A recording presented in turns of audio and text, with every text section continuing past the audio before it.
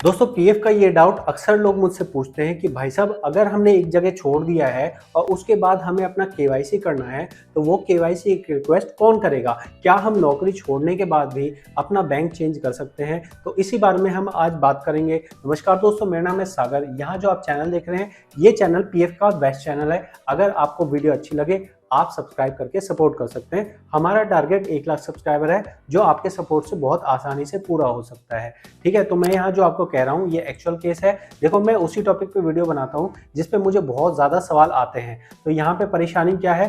परेशानी ये हुई, मेंबर का बार बार क्लेम रिजेक्ट हो रहा था। तो मेरे जैसा कि मैंने पहले वीडियो में बता रखा है कि ये वाला जो रिजेक्ट रीजन है इसके अंदर आपको बैंक चेंज करना होता है। तो मेंबर का कहना है भाई साहब हम तो नौकरी छोड़ चुके हैं। अगर हम नौकरी छोड़ चुके हैं तो वो हमारा केवाईसी क्या अब हम करवा सकते हैं? तो हाँ भाई, आप करवा सकते हो। तो ये मैं आपको प्रूव करके दिखाता हूँ। प्रूव कैसे करूँगा? प्रूव मैं आपको ऐसे करूँगा, प्रैक्टिकली आपको समझाऊंगा। देखो, यहाँ पे ऐसा होता है, हम जा रहे हैं मेंबर होम पे। मेंबर होम पे जब आप जा रहे हैं, व्यू में जा रहे हैं, सर्विस हिस्ट्री पे जा रहे हैं, तो आप यहाँ देखेंगे कि हमारे पास 2 कंपनियां हैं। एक कंपनी 2014 की है और एक कंपनी जो है वो जुलाई 2023 में खत्म हुई है। तो आप समझिएगा कि देखो, आपको ना नौकरी छोड़ने के बाद 2 काम करवाने पड़ सकते हैं। पहला काम है कि मान लो केवाईसी करवाना पड़ जाए और दूसरा काम होता है ट्रांसफर का। तो ये जो ट्रांसफर वाला मैटर है ना, ट्रांसफर वाला मैटर हो या केवाईसी वाला मैटर हो, दोनों ही मैटर आपके नौकरी छोड़ने के बाद भी हो सकते हैं। और दोनों ही मैटर के अंदर आप लास्ट वाली कंपनी से सर्विस ले सकते हैं। लास्ट वाली कंपनी ये नहीं कह सकती है कि भाई तू तो छोड़ चुका है, मैं तेरी केवाईसी नहीं करूँगा, मैं तेरा ट्रांसफ़र नहीं करूँगा। ऐसा नहीं है। एज ए कंपनी की रिस्पॉन्सिबिलिटी होती है कि जो भी आपके यहाँ एम्प्लॉय के तौर पे एनरोल है, अगर उसको कोई सर्विस चाहिए तो वो सर्विस देना आपका काम होता है। अगर आपकी नौकरी ख़त्म हो चुकी है उसके बाद भी आपकी रिक्वेस्ट को अप्रूव करना कंपनी की लीगल जिम्मेवारी होती है और साथ में ही मोरल जिम्मेवारी भी होती है। तो कृपया करके एक चीज़ समझिएगा कि आपका काम जो है वो नौकरी छोड़ने के बाद ऐसा नहीं है कि कोई काम नहीं पड़ेगा। तो कृपया करके, बहुत सारे लोग लड़ झगड़ के छोड़ते हैं, तो लड़ना झगड़ना नहीं है।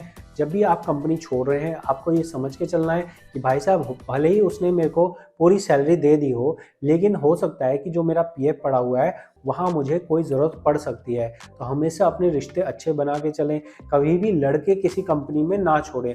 अगर लड़ाई भी हो तो ये भी रखें कि चलो ठीक है सर, गलती सलती माफ़ है, लेकिन आपको अपना ये समझ के चलना है। जैसे इस भाई का केस मैं आपको बताता हूँ। इस भाई ने जो यहाँ नौकरी करी है ये 2015 से 2023 तक करी है। अब समझ के देखो कि यहाँ लगभग 7-8 साल की नौकरी है।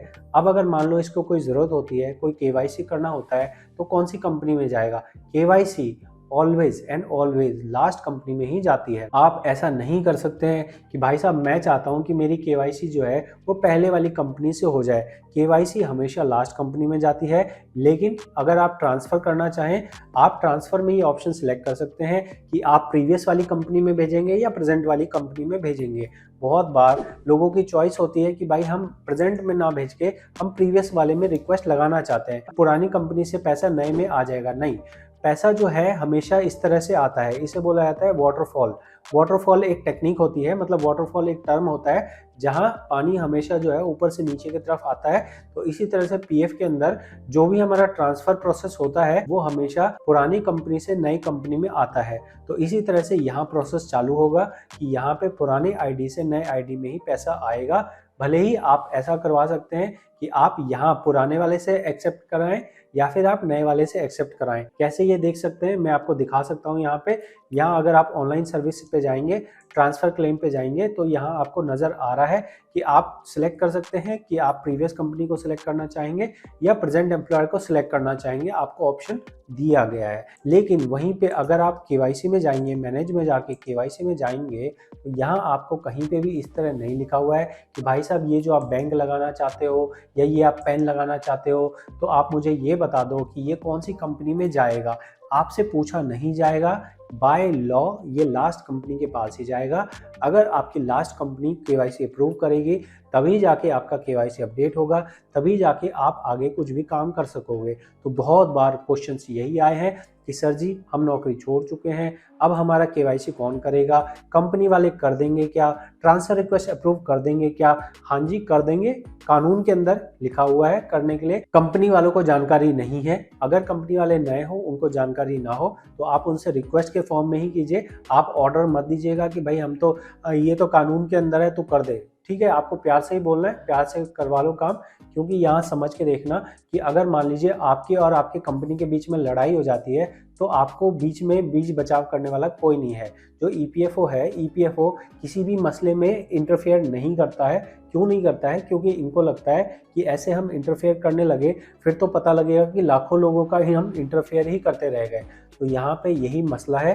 तो अच्छा रहेगा कि आप अपनी सुलह से, अपनी समझदारी से अपना काम करा लें, ताकि आपको डिस्प्यूट में पड़ना ना पड़े। और निश्चित तौर पे अगर आप नौकरी छोड़ देते हैं, उसके बाद भी आपका चाहे केवाईसी हो या फिर ट्रांसफ़र रिक्वेस्ट हो या फिर करेक्शन रिक्वेस्ट हो, ये सभी रिक्वेस्ट आपकी कंपनी निश्चित तौर पे अप्रूव कर सकती है, लीगल तौर पे बाध्य है। लेकिन आपको कोशिश यही करनी है कि भाई प्यार से ही उससे काम करा लो। जैसे मैं आपसे प्यार से ही कह सकता हूँ कि भाई सब्सक्राइब कर दो, ज़बरदस्ती तो नहीं कर सकता ना।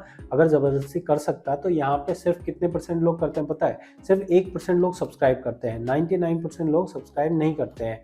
जबकि मैं कह रहा हूँ कि भाई मुझे ज़रूरत है, यहाँ पे मैं बहुत ज़्यादा मेहनत कर रहा हूँ, आपको बहुत नए से नया कंटेंट दे रहा हूँ, नई से नई नॉलेज दे रहा हूँ, उसके बाद भी यहाँ सब्सक्राइबर बढ़ नहीं रहे हैं। तो आपसे रिक्वेस्ट है कि इसे बढ़ाएं। और साथ में ही और भी कोई नॉलेज चाहिए हो, प्लेलिस्ट में जाइए, वहाँ जाके खुद से देख सकते हैं। पर्सनल कंसल्ट करना हो जैसे इस भाई साहब ने किया है, तो पर्सनल कंसल्ट करना हो तो वो भी कर सकते हैं। उसके लिए टाइम, एनर्जी सब लगती है। आप फीस पे करके कंसल्ट कर सकते हैं। जो भी बेस्ट सॉल्यूशन होगा मैं आपको प्रोवाइड कर दूंगा। अगर आपके पास सफिशिएंट टाइम हो तो जाके एक्सपेरिमेंट कर सकते हैं। प्लेलिस्ट के अंदर जो भी मैं बताऊंगा, आपको पर्सनली 1 to 1 बताऊंगा, वो सब मैंने वीडियोस में भी डाल रखा है। लेकिन हर आदमी का केस अलग होता है, तो पर्सनल कंसल्ट करना ऑलवेज प्रेफरेबल होता है। तो कैसी लगी ये जानकारी जरूर बताएं। साथ में ही आपका कोई सुझाव हो तो वो भी दे सकते हैं। मिलते हैं आपसे अगली जानकारी वाली वीडियो में। इस वीडियो में इतना ही। बहुत बहुत धन्यवाद।